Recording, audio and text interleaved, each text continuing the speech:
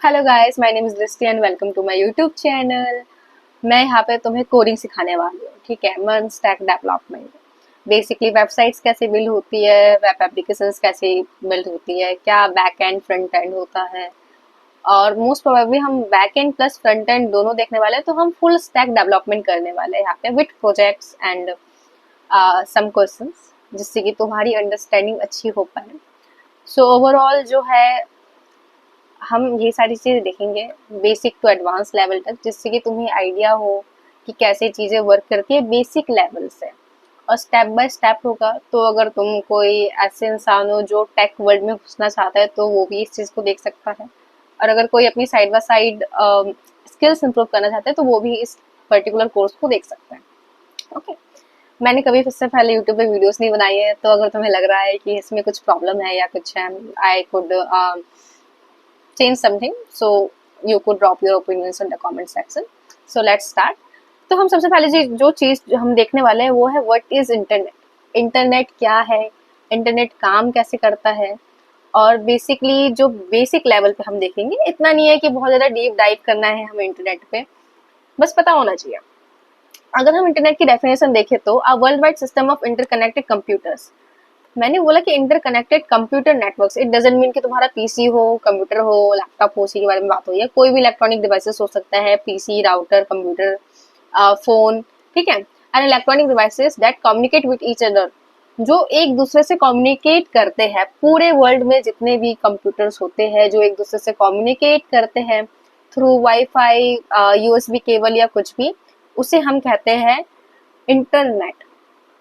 और ये कम्युनिकेट कैसे करते हैं with each other using an establish set of protocols.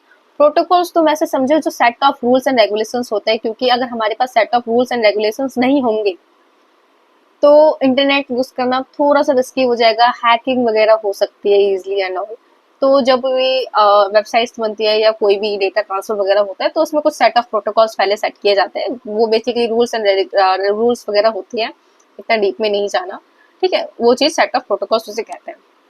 I hope internet clear है। इंटरकनेक्टेड डिवाइसेस होती है पूरे वर्ल्ड में थ्रू वायर, थ्रू नेटवर्क्स।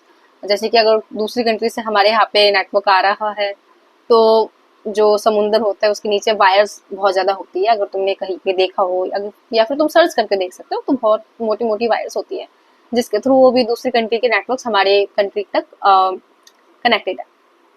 तो ऐसे करके सारे के सारे कंप्यूटर्स वगैरह कनेक्टेड होते हैं, जिससे कि जिसको अभी हम इंटरनेट कहते हैं।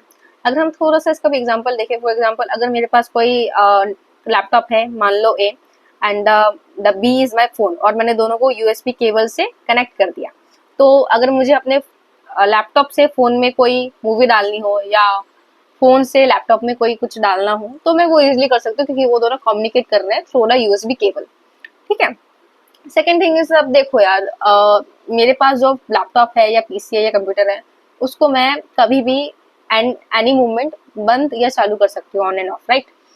पर अगर मुझे amazon.com चाहिए या मेरे किसी दोस्त को चाहिए, इस दुनिया में कोई भी कभी भी किसी भी चीज को एक्सेस कर सकता है।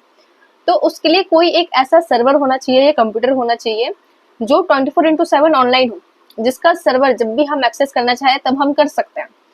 तो एक ऐसा सर्वर होता है जो लाइक 24/7 ऑनलाइन रहता है, जिसको हम कभी भी चाहे तो एक्सेस कर सकते हैं। फॉर एग्जाम्पल, जो भी उसको एक्सेस करना चाहता है, जो रिक्वेस्ट डाल रहा है कि मुझे ये पर्टिकुलर वेबसाइट चाहिए, उसे हम क्लाइंट कहते हैं।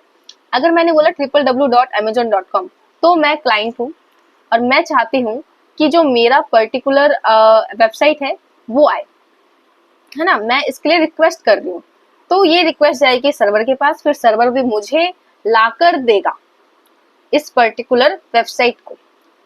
अब कैसे लाकर देगा, फॉर एग्जाम्पल जितने भी वेबसाइट्स वगैरह होती है उनके पास आईपी एड्रेस होता है। IP address is unique number of codes. IP address, for example अगर मेरे पास लैपटॉप है, मैंने अभी बोला कि मुझे amazon.com चाहिए, मेरे बगल में कोई बैठा हुआ है, उसने बोला मुझे flipkart.com चाहिए।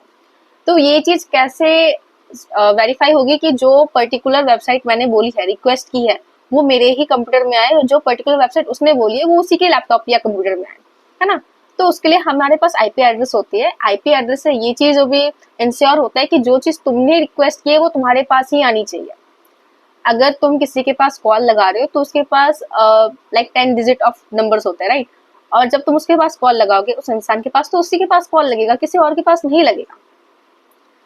तो आईपी एड्रेस भी ऐसे होता है, यूनिक नंबर ऑफ कोड्स होता है जिसे हम आईपी एड्रेस कहते हैं, जिसके थ्रू ये इंश्योर होता है कि हम जहाँ पे भी जिसको भी रिक्वेस्ट कर रहे हैं वो भी हमारे पास ही आना चाहिए, कहीं इधर उधर नहीं जाना चाहिए। That's the basic meaning of how internet works. अगर हम इसको थोड़ा सा और डिटेल में देखें, तो जैसे कि फॉर एग्जाम्पल मैं क्लाइंट हूँ, मैंने रिक्वेस्ट किया amazon.com, तो ये जो amazon.com की रिक्वेस्ट है ये मेरी जाएगी इंटरनेट सर्विस प्रोवाइडर के पास, आईएसपी। अब तुम्हारा इंटरनेट सर्विस प्रोवाइडर कोई भी हो सकता है, एयरटेल, जियो, वोडाफोन आइडिया, कोई भी हो सकता है।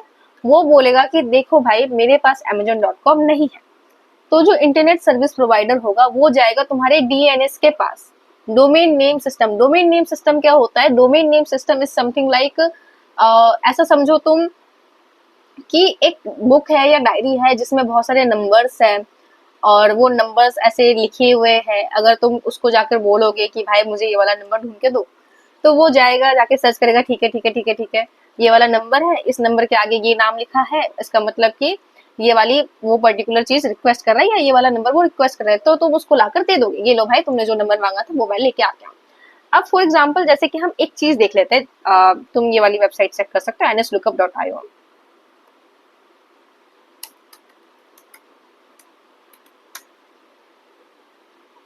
अगर हम यहाँ पे सर्च करेंगे flipkart.com,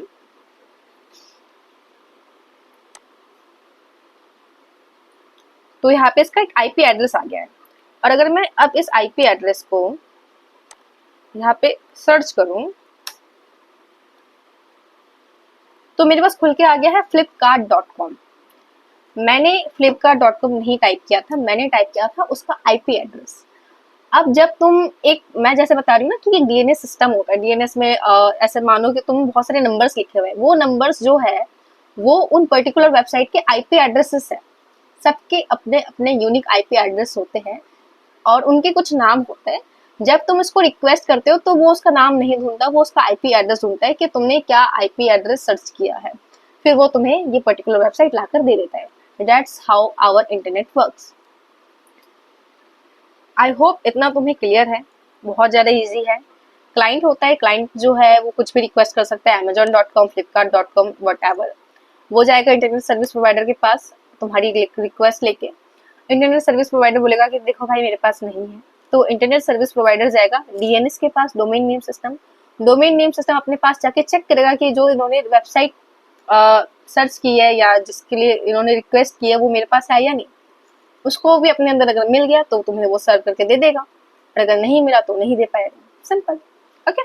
और nslookup.io में तुम और भी सारे वेबसाइट्स चेक कर सकते हो, उनके आईपी एड्रेस चेक कर सकते हो। और किसी किसी ऐसी वेबसाइट्स होती है जिनकी एक से ज्यादा आईपी एड्रेसेस होती हैं, जिनमें ट्रैफिक ज्यादा होता है, जैसे कि इंस्टाग्राम, फेसबुक या फिर अमेजोन। इनमें ट्रैफिक इतना ज्यादा होता है कि हैंडल नहीं होते, जिसकी वजह से इनके एक से ज्यादा आईपी एड्रेसेस होते हैं। तुम किसी को भी चेक कर सकते हो, ओके। तो आज के लिए इतना ही, अब मिलते हैं नेक्स्ट वीडियो में। Thank you.